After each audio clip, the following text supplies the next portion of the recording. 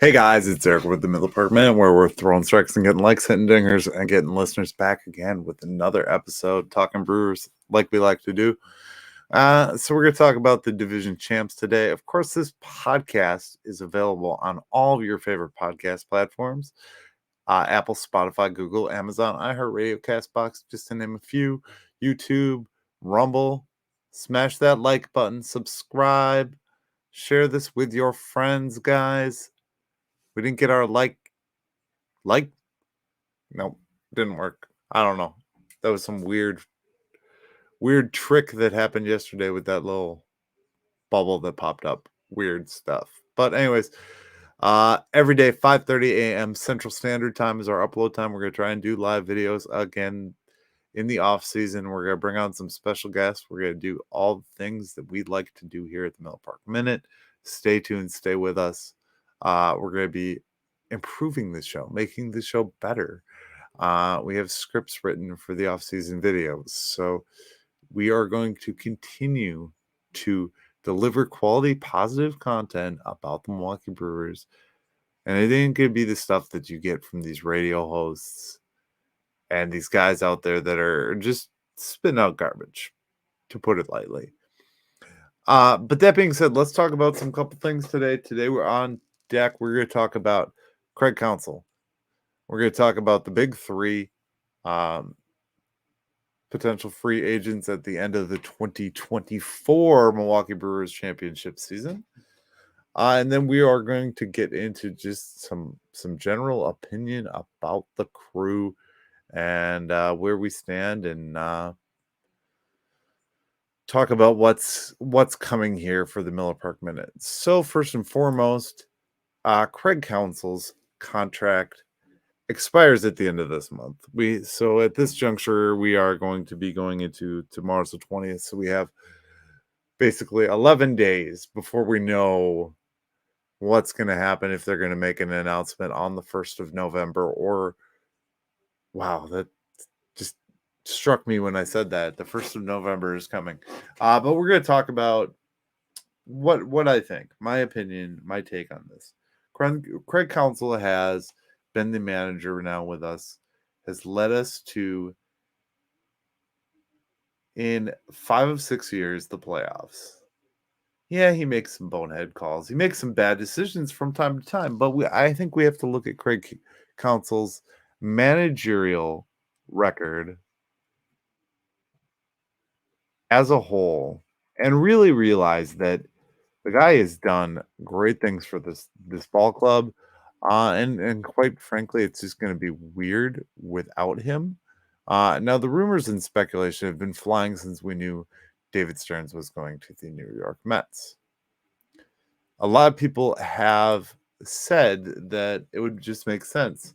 Now, Craig Counsell is a Milwaukee guy, lives in Whitefish Bay. How does that make sense that a guy like that, he's not about the money. He's been paid plenty of money through his professional career. He's a 2-time World Series champion, both in Florida and in Arizona. He doesn't want for anything. The guy has a great life. He's got 2 kids that are playing ball right now, both with the Lakeshore Chinooks. And he's got a great managerial record. So, can we really, really say... Didn't I have manager stats on his baseball reference page? Because I should have verified this before I actually...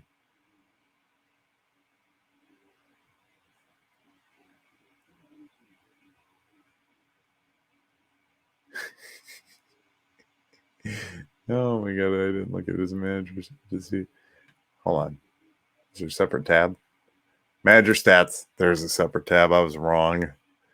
Okay, so anyways, Craig Counsell, career-wise, has managed 1,332 games. He is 707 and 625. Winning record. Yes, we have not gotten over the big hump. We have not gotten to the World Series. We did get close in 2018, 1 game away. but that can also be put on the club. I think there's this, and I'm going to say this, kind of. I guess I'm not excusing, but I'm also giving an opt out. I'm going to say that there is certain things that are the manager's fault, and there's certain things that are the player's fault. Um, Bad hops, bad plays, those go primarily on the player. Um, Meatballs that go for home runs, those go on the player. Decisions to put a player in, i.e., Jesse Winker, this most recent postseason, yeah, that can go on Craig Counsell. There was about 10 other guys on the roster that I would have had hits. There's 10 other guys that I would have put in instead of Jesse Winker in that position. No harm, no foul. I mean, at the end of the day, there was a lot more than that Jesse Winker at bat that went wrong in that game. Evan Longoria found the fountain of youth and made a play. So, but one of the things that I find funny is the money. Everybody keeps talking about the money with Craig Counsell, and it's like he lives a very simple life. His kids are in baseball. He's won a World Series. He's done basically all there is to do except for win the big one as a manager. Why wouldn't you want to continue that with the team you've built, the relationships you've built? Albeit some of those are going to change. And it's going to be a different new ball club. Is he going to want to keep the same vibe? Is there going to be a different? They've already kind of messed up the apple cart because Josh Hader was a big part of the vibe and everything. Like I said before, in the family, same with Brent Suter. Those were moves that were made, and we don't know where it's going to go from there yet. Is he in for another year, another 2 years? I don't know. I'd like to see him come back. I really would. I don't think that it would be the worst decision in the world. I definitely don't think, if he does not come back, I'm going to say this and put this on record. If he does not come back, I don't think we promote Pat Murphy. I think at that point we go and search outside. We find the best possible candidate outside, and then we bring in a new staff. I still think we need a new hitting coach. We don't need two. The two experiment didn't work. And we bring in some new talent that way. Maybe an old friend, maybe Ryan Braun, we used Young for a while. We'll see. I that's a November decision. At my juncture at this time is I don't think Craig Counsell is going to New York. I'm going to say that with good, hard conviction that I don't think he's going to be with New York. I could be wrong. And if I am wrong, so be it. I mean, good for him. The next piece of this conversation, and these are all really the stories of the moment right now. These are all the things that everybody's wondering about before next offseason. We'll probably beat them to death. So why not start on the first official episode of the offseason? I don't know that we will have an answer to this quick, fast, slow. That I just don't know. So I will say, let's talk about him. Willy Adames,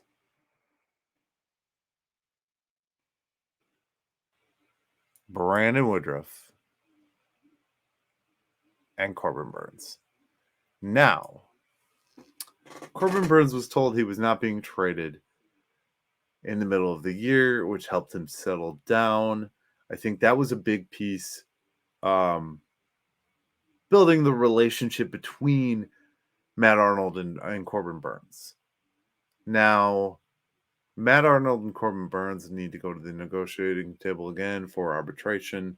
We'll see where that goes. I believe that it's been stated that Corbin Burnes is using Boris, so you know where that's going to go. Boris is going to play games and try and not get him to come back to Milwaukee. But we'll see. There's a lot of a lot of positioning and a lot of things here that I don't know that we have direct answers to is where we're going to be spenders, uh, where Craig Counsell's going to be. Um, I would love to see a Corbin Burns extension. Actually, I'd like to see all three of these players extended, but Corbin Burns is everyone's vote for least likely. I'd like him to become most likely number one on the list. And I think I've spoke to this before. I think the continuation of what we have already in pitching and what we established a really good pitching staff. Some of the other podcasters out there rated as like an A level pitching staff this year, all the way across the board from the bullpen to the starters to even our guys that came in and kind of filled in. So that being said, if you want to continue this, you finally got this piece of young outfield hitting prospects and young guys coming into the year. You're going to have Garrett Mitchell for a full season. You're going to have Sal Frelick, potentially Joey Weimer, Christian Yelich. So you don't need to piecemeal those outfield pieces like you did. You're going to have the backup guys. You know, Tyrone Taylor may hang around another year.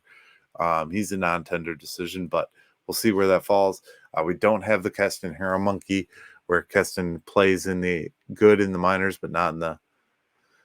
We don't have to deal with that. So, but I think it holds true to hold good good players together. And here's another one that I'm going to say. Willie Adames. Willie Adames is better than a lot of shortstops out in the game right now. He is an upgrade. I don't think he's a trade bait. I really don't. I think you keep a guy like Willie around. He's kind of the personality of the club. He's established himself as a player here in Milwaukee. And I just don't foresee it. I know a lot of people are putting him out in trades, saying trade him and Corbin Burns and bring back this guy and that guy. And I don't play that game. I never have proposed trades. You won't see it from me this offseason. I might do a couple goof ones just to be funny. But I won't play that game. I know some of my friends in the atmosphere reviewing the brew. Those guys, Brewer West Coast Sports Fanatics does it all the time. I don't put dream trade scenarios out there because I don't want to see them. I would actually like to see a similar contract to maybe. Let me check this. Dan.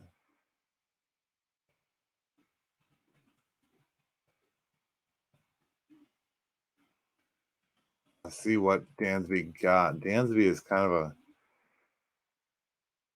177 million. Okay, so if you could get him for say 150 million over 6 years to 140 million, the one piece of this thing that I think everybody kind of forgets and kind of, oh, we'll just shift this guy. We'll just shift this guy into this position. Okay, when you shift a guy, okay, we'll use the Josh Hader trade, for example. So if you shifted Turang to shortstop, then you leave that hole at second base. So there's these voids that are left by these shifts. You know, when you shifted Devin Williams from a setup man to the closer, you left that hole that needed to be filled. And then you've got that weird time of trying to work that position out. So why would you do that with a guy who's very serviceable, one of the best in the game right now? I'd say top 10 all day, every day. Willie Adames is in the top 10 for shortstops, and he put up numbers. When it counts, he puts up numbers. He did have some extended streaks. But if you look at Dansby's contract, Dansby was the top talent on the shortstop market at 177. If we could do 150 for the talent of Willie Adames, I think that's a fair pay. They obviously didn't see it in Orlando Arcia before him. They traded to get him when Orlando Arcia was still on the roster, so I could see that happening. Now,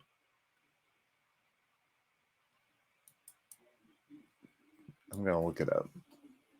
Top shortstop 2023.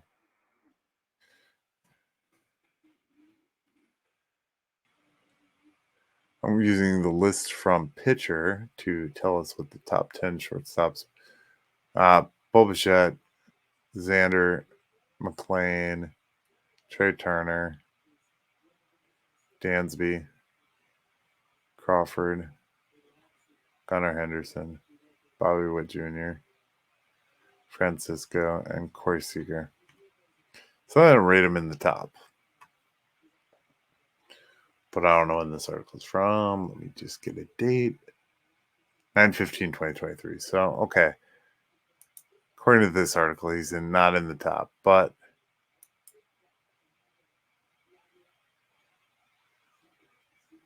it just depends. It's the opinion because he's number 9 on the second one with a 238 slash line, 298, 458, 31 homers, and 98 RBIs. So just too shy of 100. He's a top 10 player. He's a top 10 player for his position. Shortstops are not easy to come by. Let's lock him up. Let's sign him. 5-year, 150 is what I say. That being said, the next one, remember, smash that like button. What is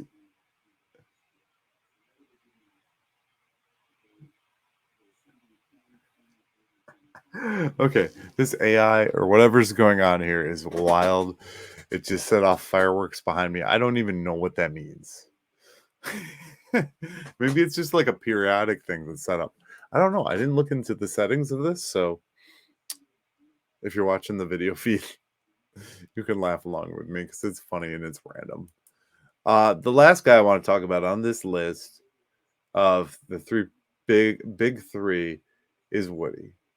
Now, we just learned that Woody's shoulder needed surgery this offseason. He is potentially going to miss the entire 2024 season unless he pulls out some miracle freak kind of recovery thing where he comes back super fast. Now, we could ride him out and let him be a free agent. Maybe do that. I don't know. There's 3 options here. There's ride him out, let him be a free agent. You're gonna pay him his minimum, especially he's gonna get lower in the ARB. He'll probably get close to that $10 million they got last year just because there's no added value for him not being able to pitch for a full season that he's under contract with us.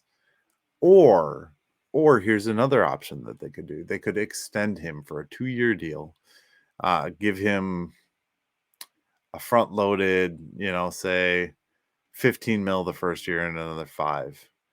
So extend him for 20 million or 25 million. You know what I'm saying? Like give him more of like a guaranteed type of deal, or maybe some incentive based thing for 2 years. Or here's my third one. Here's the one I like the most. I have one reservation about this before I say we do it. Remember Jimmy Nelson? I have mentioned this in conversation with other people that I talk to about baseball. But Jimmy Nelson was this guy that Brandon Woodruff is. He was supposed to ace. He was going to be that guy. And they just kept getting injured and couldn't stay on. Big Sweat, I believe they call him. Big Sweat was his nickname, kind of like Big Woo. But that was one of the big things about him was he got injured. And anyways, so Woodruff's had a couple injuries here as of late. That's why I say Corbin Burns is more the lock. But he's going to take probably a $200 million contract over like 5 years, or I don't even know, $300 million over 10, Bryce Harper style. But Woody, if we could get Woody like on the cheap, $80 million for 5 years, if he'd take it, giving us a little hometown discount, That'd be amazing. I just remembered that Voit was on the team. Luke Voit, one of the 59. They're showing a clip on MLB.com. But anyways, yes. So that's, I mean, I think that would be the best option. Um, Now there is that, like, let's extend him a year just because we could find out if he's going to come back from this thing and be good or bad. Um, Woody is still relatively young in his career and still young. Obviously, he's under club control yet. So I don't know. I like the extension just because it locks up one of our aces. Um, Believe it or not, everyone talked about this big extension that Freddie's got. Freddie's only through one more season. Um, so we still have to find answers for the starting rotation. And what I was saying at the beginning of this little rant on this and this little discussion on this whole thing is we have not had the hitting core and the outfield core that we have. And finally we have kind of the best of both worlds. Before, for years it was okay, we were a huge home run hitting club, but we couldn't pitch to save our souls. Now we kind of are at that point where we're melding the best of both worlds. We have outfielders, we have hitters. We've got this good young crop of talent that has come up. Um, Funny side note. Funny side note. So there was a guy today that posted, just ordered my. Yep, it's anytime I put my thumb up, it does it. I still wanted to do the fireworks again. That was fun. There's a guy that said he ordered an Andrew Montesterio jersey, and I kind of chuckled a little bit just because I don't know about where he's gonna fall, um, with all the prospects and everything going on. Not to say, okay, I'm gonna finish my thought and then I'll come back to what I was gonna say about the prospects. Now, one big piece here, one big thing is we have both of these pieces together finally. You've got Christian Yelich. You've got a guy like Contreras who's a catcher who can hit, which is super rare. And we still have control of him for a couple of years. So he's going to come up with all these new talents too and get time to work with them. Last year he came in and he got to work right away, and he's done a tremendous job. His pitch framing's been really good. His hitting's been really solid. Just complete player. And I think once you have all those pieces in the same team, I don't think you want to give that up right away. I don't think it's time to rush to the trade block, because we have got young guys that are potentially going to be on this ball club in the next 12 months. Now, that's exactly where I'm going to go into. I am going to straight out tell you that there is no way that Jackson Churio cracks an opening day roster for this team. We're not trading Joey Weimer. These are bold predictions, but they're the truth. Joey Weimer needs some seasoning. He needs some time. He needs to work it out. The guy basically had no learning curve, didn't have the opportunity to be sent down this season because of all the injuries. Between Jesse Winker and Frelick getting injured when he was supposed to be called up, there was no room to send him down. Bryce Turing got lucky. He got sent down and got a chance to reinvent himself, get the number 2 back. Just a lot of good things happened for Bryce Turing and didn't quite happen for Weimer. So I think there'll be more play and some time to play with that. But you're not going to see him. Mazeroski, Tyler Black, all these names that we know, and even the ones we don't know, aren't going to be opening day options unless they just play their asses off out of spring training. But I wouldn't count on it. I wouldn't cash those chips in just yet. Our favorite guy, Churio, hasn't even played a single game in AAA yet, or barely played in AAA yet. Maybe a week or two, a couple weeks, not much time. Let's give them some time. Let's let them cook. I think that's the benefit. We have the time on our side to do that with 3 guys that are already filling those outfield positions. And we're going to talk more about these prospects coming up because they're going to be hotly debated and hotly talked about for the next several months as we go into this offseason, what we have versus where we are. I'm not going to cover um, too much more on this episode. I'm just going to kind of give some final bits. The Astros tied up the series tonight with the Texas Rangers. Just shows that these teams can play their butts off when they need to. And that's one of the great things about baseball. You can be down 2-0, 2 games to nothing. You can look like you're on your ropes and you can come back and win two more. These things happen. It just depends on any given day. A lot of people point to these series,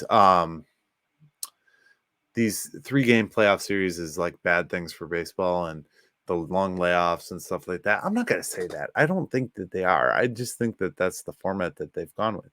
Just like we can't help that they chose a 2-hour, like a pitch clock to eliminate, the game down to 2 hours, 2.5 hours, roughly what they were shooting for.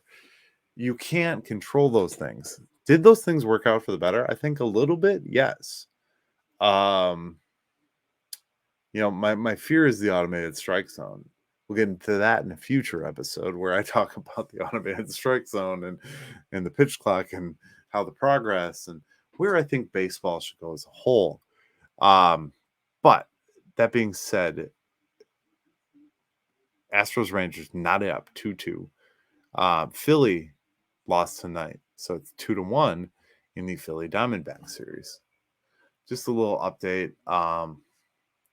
I still think the Astros Phillies is the match we're going to see, and I hope Philly takes it home. That's just my personal opinion.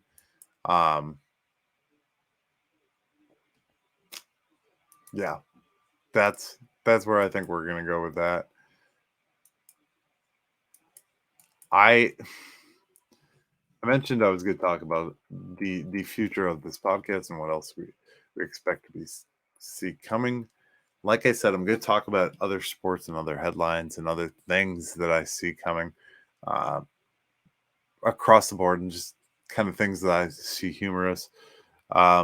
The main focus of this channel will always be Brewers baseball, but I'm also going to slip into baseball as a whole, talk more about the games and things that I see about the game of baseball. So coming up in this next week, we are going to talk about 24 way too early predictions for 2024. We're going to talk about the non-tender players. I'm going to get the list of non-tender players together. I'm going to give my opinion on who we should keep and who we should get rid of.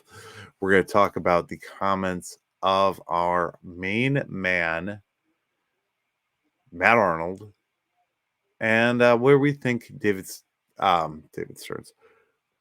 So used to the word David Stearns. Where we think Mark Antanasio should spend his money. We're going to play a little game of spend Mark Antanasio's money and maybe rip on some Antanasio as we like to do. So that being said, this is the Miller Park Minute, guys. We are coming back again tomorrow, 5:30 a.m. Central Standard Time. Like I said, many topics. This offseason is not going to be for the faint at heart. There's going to be a lot of decision and a lot of change in this Milwaukee Brewers organization. We're here for it every day, talking Brew Crew, as we always do. Thanks for watching. Remember to like, subscribe, hit that notification bell, turn on notifications for this podcast. Tell your friends that there is a podcast out there for you guys to watch. It's called the Miller Park Minute, and it's a great podcast, if I do say so myself. As always, guys, go Brewers. We will see you in the next episode. Thanks for watching.